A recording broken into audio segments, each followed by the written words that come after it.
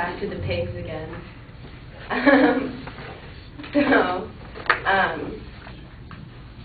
So pigs are being used, or having human organs grown inside them to make available to us for transplants. And a big problem with using the pigs is that their organs are coated with sugar molecules that trigger an acute rejection in people.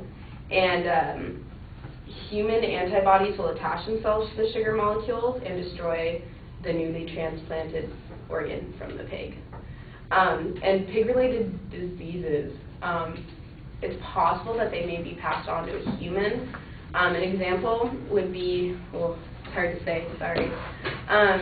We're going to go with porcine, we'll call it PERV. Porcine endogenous retrovirus, sounds right. For example, is part of the pig's natural genetic makeup. It does not cause any disease in the animal, but there's no guarantee that it would be harmless in humans. So, piggies as organ farms isn't a very efficient way to do things. So about the infertility argument, it's true, a lot of people are interested in cloning, especially if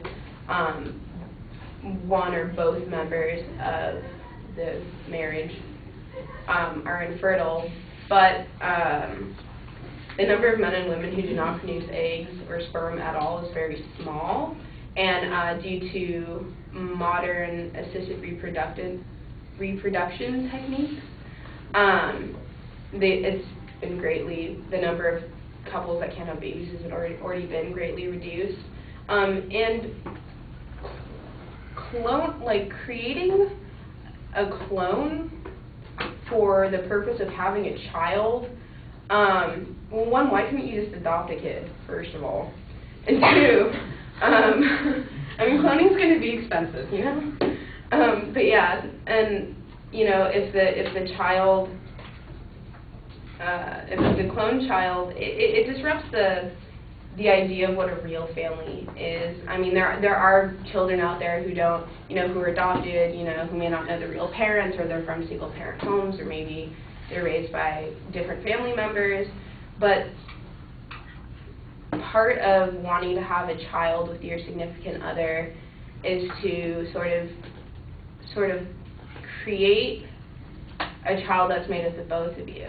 And if you're cloning one parent's genes to make a child, like what happens, one argument I found was, what happens when a couple, they decide they want a child and they do it through cloning?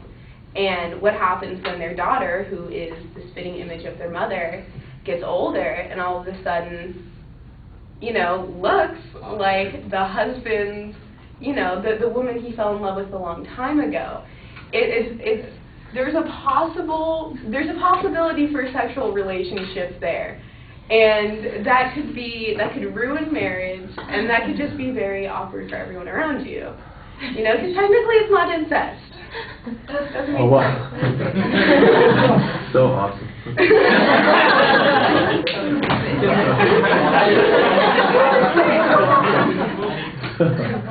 I bet you guys like that.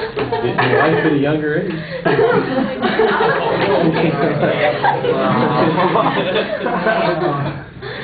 Oh yeah. Okay. Yeah. I don't like it. Also, I can't even do it.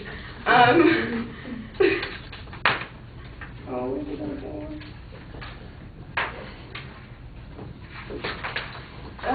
That actually might be it. Oh, also cloning is just dangerous. Remember Dolly the sheep, who's the first successfully cloned mammal? Dolly died because she had a lung disease and also had premature arthritis, because when she was developed, they used tissue from an older sheep. So when animals are being born or being used for organ transplants or cloning people, it's possible that they may die prematurely because their organs could easily be 30 years older than, like, my kidney could be 30 years old if I was a newborn baby, if I was cloned. It's very possible to have that happen. So you're aging kind of from the inside out, and that's a big risk.